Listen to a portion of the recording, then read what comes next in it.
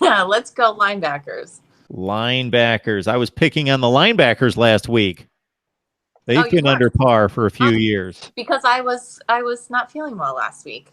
Somebody else will have to pick then. I was ripping on the linebackers. No, we did not talk linebackers. I just alluded to the poor linebacker play the last 2 years. Yeah. Yeah, and we've all ripped on the linebackers over the last year anyway. So, I guess I will start by saying they have to be better. They can't be any worse, and that's really the biggest fact is that they can't possibly be worse than they were last year. They have a new coach, new scheme, new positions, so they, last year it'd be a middle linebacker and 2 outside linebackers. This year it's going to be a Mike and a Will inside, and then a Sam and a Bullet switching off and on outside, the Bullet being the safety linebacker hybrid. So, what I really want to find out is, or what I want to see is that middle linebacker competition, because everybody wants, I say everybody, the fans want Tough Borland off the field.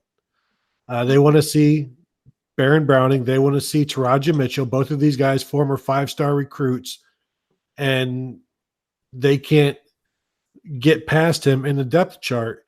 And for me, he missed most of the spring with took a helmet to the knee or something of that nature. I still expect him to win the job, because I have never heard a coach at Ohio State say even anything close to a bad thing about Tough Borland. They love his leadership. They love his knowledge. They love the way he plays. And last year, the linebackers were just not put in a good position by their defensive coaches, by the defense coordinator, Greg Schiano.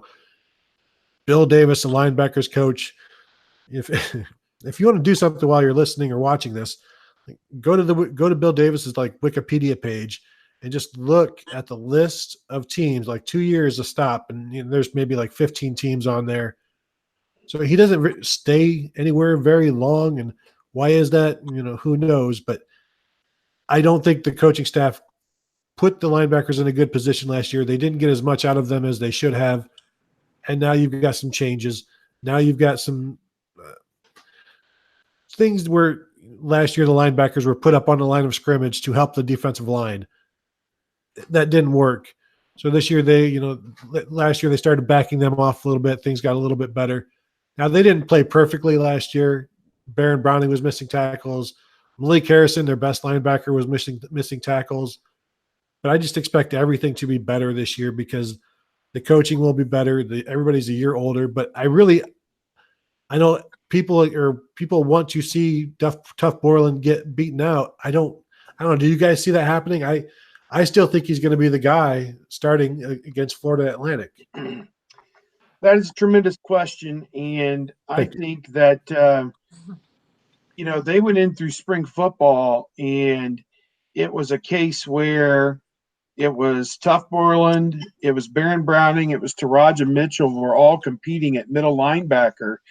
And when the spring ended, they asked Ryan Day, how does that competition stack up? And do you have a leader at that position? And he just kind of smiled and said, no, we do not. And that competition will continue. And he has basically put everybody on notice that it doesn't matter what your name is, doesn't matter what class you're in, doesn't matter how much you've played in the past. It's who's going to be the best player on the field within this defense, and that's what's going to prevail. So I can't say one way or the other. I kind of give Borland a little bit of a pass for last year. He had a Achilles injury that occurred in the spring, way back, probably 8 months before the season, 6-7 months before the season. And they said, well, it'd be unlikely for him to come back till the middle of the season. And yet by the second game, he was out there running around doing the best he could. Browning was also banged up. People forget that Browning probably would have played more as well himself, but he was banged up. They didn't want to put Mitchell out there as a true freshman. So they went with the guy that they thought was the best for what they had, was Tough Borland, and his best at 75% or whatever it was that he played last year simply wasn't good enough. So, and I mean that with no malice toward anybody, and I don't care who's who or what their name is or whatever. As I would say a lot of times, I've been here 25 years and I'll be here probably another 20 or 25 years. It's not meant as a personal comment. It's just the general fact of the matter that the defense was so far below Ohio State standards, and we can't put it all in the middle linebacker position. But that was one of the many positions on the defense that didn't play up to standard last year. And so, that's just my 2 cents. I think outside, it's obvious Malik Harrison is going to be a starter at one of the outside spots, and he could potentially be an all Big Ten, perhaps even an All-American type player. The things that we see out of him, he's a freakish type athlete who can run down plays. And then the other position is Pete Werner, who was a first-year starter last year, first time he'd ever played, really, I think as a redshirt freshman, and came in there and did a few things. And they're talking about that position splitting time with this new bullet position, which is kind of a safety linebacker position. So I guess we'll see how those reps are meted out and under what down and distance and field position that you go from one look to the other look. But it sounds to me like a lot of his playing time is going to be cut into with this new bullet position that's coming on. It sounds like Brendan White may be the guy there, with Brendan White moving from safety and then either Okuda or Wade playing the other position. So, I don't know what to think or what to say other than it's got to be better. Like Tony said, I think Harrison is a keeper. I think the other two are up for grabs, and they may be solving some of the ineffectiveness of Werner at times by saying, well, we're just going to put another safety out there. It'll be a glorified nickel type look in some sets.